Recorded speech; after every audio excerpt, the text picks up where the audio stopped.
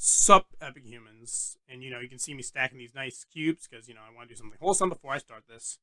But in this challenge, I will solve my Rubik's cubes with one hand. I won't use a surface other than the hand. Someone else did this, and I will leave that in the description. But mainly this video's point is doing this without speed cubing tech, because I know speedrunners could watch this challenge. So now for the rules. I'm not allowed to use both hands to make progress on the cube. I can use one hand at a time unless I want to switch them out for fatigue purposes. Some experienced cubers could call me inferior, and that is true. But may I ask them if they can do this challenge without practicing or using a cube in like 4 to 6 months? Just some time away from the cube.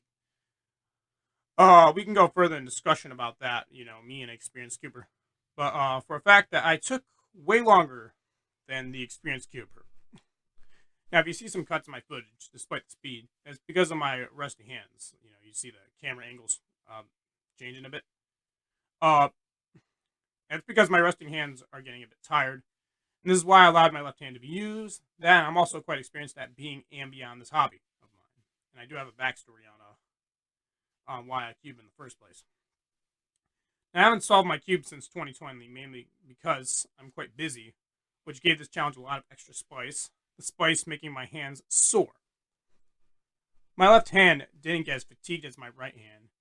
It might be because of unexplained physics. I really want to know why that was happening the entire time. But seriously, I had no idea why my right hand hurt solving all those cubes. But I was able to switch them both effectively in order to continue. There were times I dropped the cube for it being quite big in my hand. But fellow cubers, you must realize that this challenge is I can't progress using any surface at all. So if I drop it, then I just have to pick it up, and I'm not progressing while it's dropped when I pick it up. Okay, so I enjoyed the experience of this challenge, but if I practice the turns, I get a lot better time and not drop it. In my part 2, I will make sure to practice on the 7x7, 8x8, and 9x9, and hopefully I won't break those cubes because they're fragile.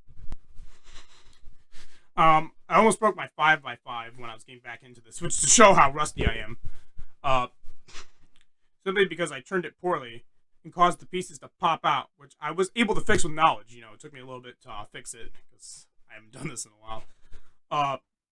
By the end, my left hand is all good, and the 6x6 is solved right here. That time you see will not be as quick as the one right there, unless I train for my bigger cubes. So I just got to train more, and then I can hopefully do better, but then again, it defeats the purpose. So I'll decide when the time comes which challenge. I probably won't. I'll do the Rust challenge. But anyways, thanks for watching.